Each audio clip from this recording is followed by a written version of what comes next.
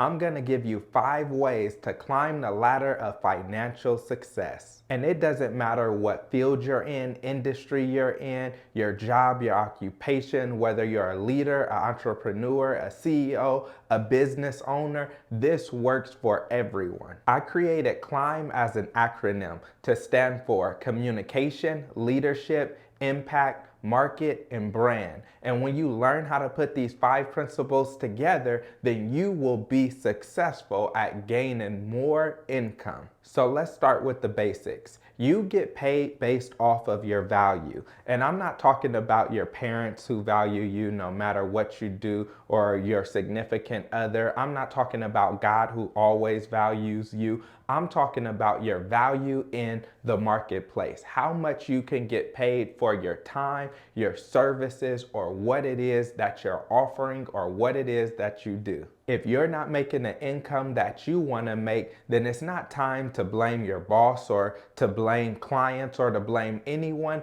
but yourself. It's time to look in the mirror and say, how can I increase my value? So let's look at the first letter in our CLIMB acronym, which is C for communication. Communication is vital. Communication is so important. And the bad thing is that most people think they're a great communicator when really they are not. Me, I'm a preacher, so I've preached hundreds of sermons, and I preach to thousands of people often. I've preached to tens of thousands of people, and what I can tell you is that many people who think they're good communicators are not good communicators. That's why one of the number one reasons that people get divorced is because they were having communication problems, because people are not naturally skilled and good at communication.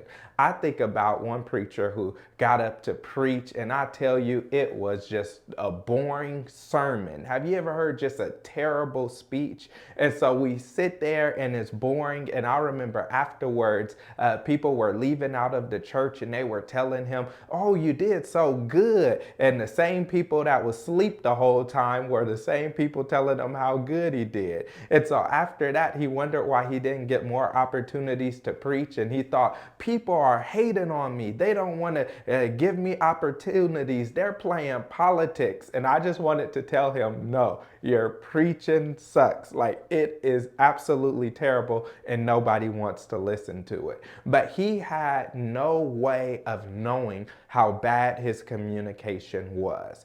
In the same way, many people get stuck in jobs, stuck in careers, and lacking opportunities, and they don't realize that part of the big problem is their communication. Now, for me, when I go into a job interview, I feel like, oh, I know I got that job as soon as I'm walking out. Why? Because I'm confident in knowing that I'm able to communicate effectively and good. And I think out of the 10 or 12 interviews that I went through, I got the job 10 times out of 10 or 12 times out of 12. Why? Because I know how to effectively communicate. When it came to my starting salary, I was able to go and get the starting salary that I wanted. When it came time for a raise or a promotion, I was able to get that raise that I wanted. Why? Because I know how to communicate clearly. And as soon as you learn how to communicate clearly, then it will elevate your level no matter where you are. It doesn't matter if you're a real estate agent. It doesn't matter if you're a CEO or an executive team member working with staff. It doesn't matter if you're a manager or if you're just an employee. How you communicate says a lot about yourself, and it will open up doors for greater opportunities for yourself. So the number one thing that you have to do is you have to learn how to communicate. Communication is a skill, and I'm far from being perfect at it. I'm learning how to be a better communicator as a preacher, as a YouTuber, as just a person in my everyday life, as a leader in my church. I need to learn better communication skills. And this is something that I have studied for years, something that I've done for years. And I still realize that I have a ton of room to grow. When you learn that you have a ton of room to grow in communication, then that will help you out. You're wondering why people are saying no when you want them to say yes. You're wondering why they won't buy that thing you want them to buy, or why you can't sell this product, or why you can't get a raise, or why you can't get that promotion, or why you can't get that step ahead. And usually it's because you do not know how to communicate. So that's the first challenge that I have for you, is set yourself up. I have read dozens of books on communication. I have heard thousands of sermons and speeches. I have listened to podcasts. I have done everything that I can to learn how to become a great communicator. It's not about watching one video and, oh, now you get it. It's about reading tons of books. It's about getting with podcasts. It's about watching YouTube videos and learning that the better you communicate, the more money you will earn. Next, let's look at leadership. If you really want to increase your value, learn how to lead. See, when you're doing things by yourself, you can only get paid for what it is that you do. But when you learn to lead, then you can leverage what other people do, and then you can demand a higher income, because the value of a person who can get a team of people to accomplish a goal is more valuable than a person that accomplishes a goal by themselves. Why? Because 10 or 20 or 30 or 50 or 100 people can get much more done than just one person can do. And so what you have to do is you have to brush up on your leadership skills, and you have to learn how to become a great leader. When I think about how to become a great leader, one of the things I think about is how people don't even understand the jump that you make from just working by yourself and doing your job that you're supposed to do, and then turning around and managing and leading other people. I think about one person that I was speaking to, and he was talking about how he had a great job, and this is my friend, he's talking about how he had a great job and he was enjoying it and doing good, and then he got promoted to a manager and he was excited about that, and then after a couple of months he ended up getting laid off.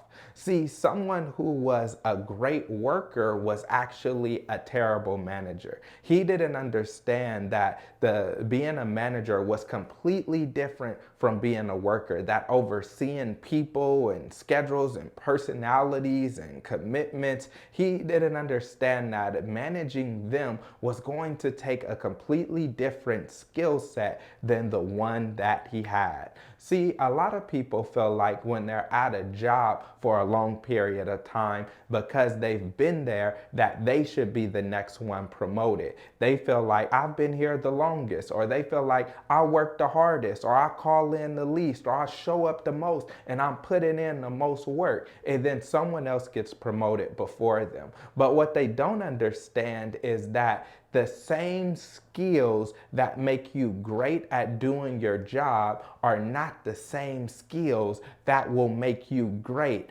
as a leader. Similar to communication, I've read dozens of books on leadership and studied leadership and practiced leadership, and I'm still growing in my leadership development. But in the same way, you can grow as a leader. And when you learn how to be an exceptional leader, you will command much more money in the marketplace. I think about the most high-profile CEOs and how they're able to go from one great company to another great company. Someone can go from a company of running and managing Coca-Cola over to running and managing a company like Apple. Why? Because great leadership is great leadership. When you are a visionary, when you can motivate people, inspire people, encourage people, and you can get the results and get things done through other people, then that will make you valuable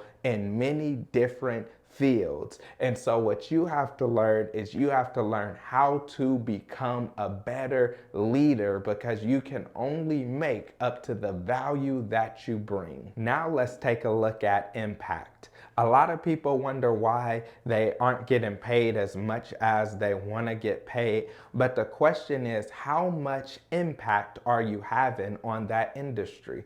People feel like, oh, just because I work 40 hours a week or I came here and I didn't call in sick, now I deserve to get a pay raise. Now I deserve to make more money.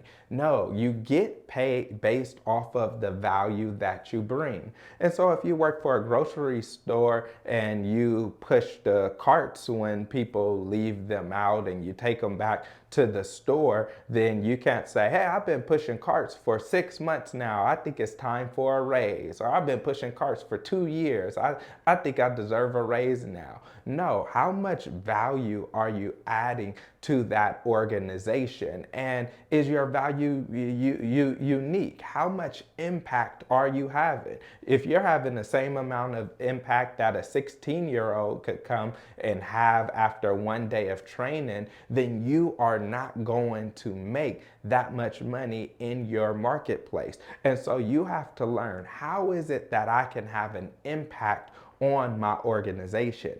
And more than that, if you're looking at increasing your income, you could say, how can I have an impact on the bottom line? Meaning, how do I impact this company financially? And what is it that I can do to impact them even more? When you can communicate not only the physical impact that you have, but the financial impact that you have on a company, that's when you get the raises. That's when you get the promotion. That's when you get the clients. When you're a business owner and you're able to tell someone the impact you'll have on their resources and their finances if they go with your company or if they go with you as a contractor. If you tell them how it will impact them financially, then people will be more inclined to say yes. Instead of going in there and saying, yeah, I want to raise because I've been here for 2 years. It's much better to go in there and say, hey, I've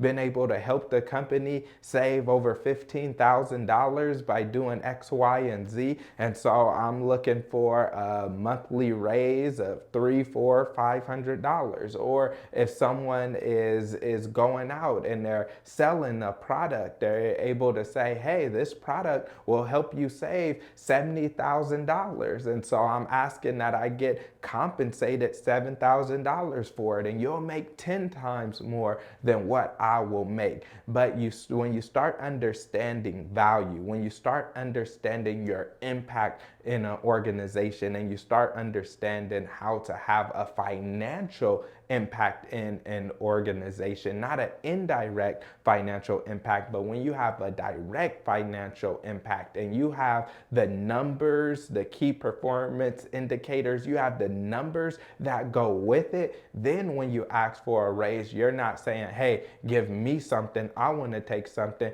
Instead, you're saying, look at what I have given you and look what I will continue to give you, or how I will increase in what I'm giving you, and what I'm asking for is just a small fraction for you to show a token of your appreciation. But what you have to do is you have to have an impact on an organization. How is that organization different by you being there? And what would that organization lose if they didn't have you? A lot of people feel like, oh, well, if I wasn't there, the organization would just crumble and fall. And for some people, that's true. If you're not there, that business will literally shut down. But for other people, they'll get somebody to replace you very soon. Just quit and watch what happens. I guarantee you by next week, they'll have someone in your place. And so you have to understand the overall impact that you have on the organization. And the bigger the impact that you have on a person's life, on a business,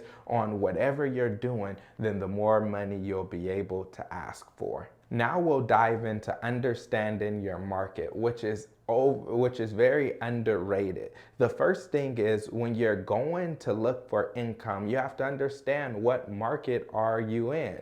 If you're going and you're helping homeless people find housing, well, your market isn't huge. You're probably not gonna make millions and millions and millions of dollars, right? But then on the flip side, if you're selling homes to multi-millionaires or even billion-dollar companies, then you probably gonna make a whole lot of money. And so even though they're in the same market, those who are finding housing for those who are homeless and those who are finding housing for those who are ultra rich, you're both in real estate to a certain extent, but your incomes are drastically different. Now that don't mean don't help the people who are poor, people who are looking for houses. It's just saying understand that your market dictates how much you get paid. Before you go into a career, you should definitely look at what is the average starting income for someone in that career, because that's most likely the area that you'll start in. Then you should look at the median income of most people in that career. And you can know that most likely if you stay on a normal path, this is the income that I'm projected to be able to make.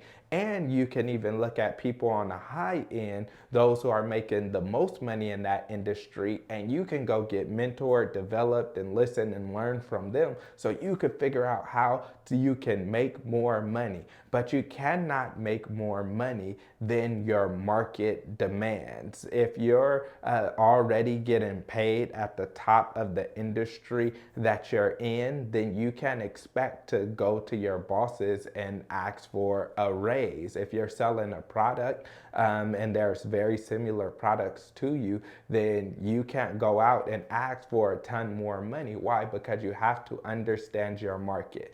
But here's the key. When you understand that there are markets within markets and you find your niche, you find out what it is that you are uniquely good at, the target audience that you have, then that's when your market can actually blow up. When you become an expert in that field, when you figure out how to solve a problem that nobody or very few people have figured out how to solve, and you go do that, then you will make large amounts of money. Your brand will build. You'll be able to go and expand your market after that. But what I encourage people to do is study your market, find your niche, start small, then go big. If you try to get everybody, you end up getting nobody. And once you understand your market, it can set you on a completely different trajectory. And like I said, this video isn't about telling you everything you need to know about your market. This video is getting you interested, saying, ooh, I need to learn more about my market. And if I can master my market, I can demand whatever income I'd like. So market is important. Now let's look at the B in climb. The B is for brand. And your brand is how you are perceived by others, how others see you. Now some people have absolutely no brand. Nobody is talking about you. Nobody perceives you. Nobody knows who you are.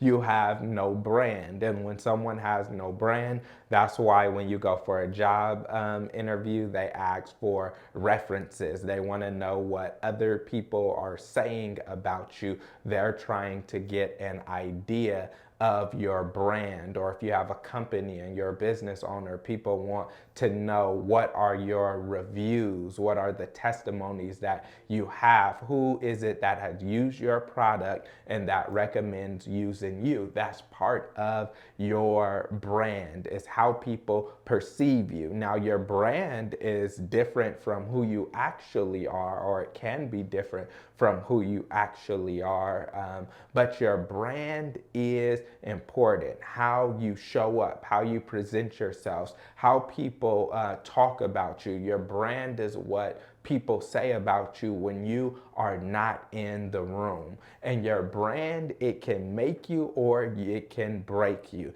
You can have a brand where people say, oh no, don't work with that person, don't hire them, oh, they're just a big headache. Or you can have a brand where word of mouth spread. Everyone wants to hire you. Everyone wants to work with you. Everyone wants that product or that service that you have. Why? Because they're hearing about your brand, they're hearing about your character, they're hearing about your deliverables, they're hearing about how you helped others, and they're thinking about how you can help them as well. And so, with everything, your brand can make you more income than anything else, because now you're commanding a high income just because of what people are saying about you. And instead of you going and looking for people, there will be people coming and looking for you and fighting over you. And when that starts to happen,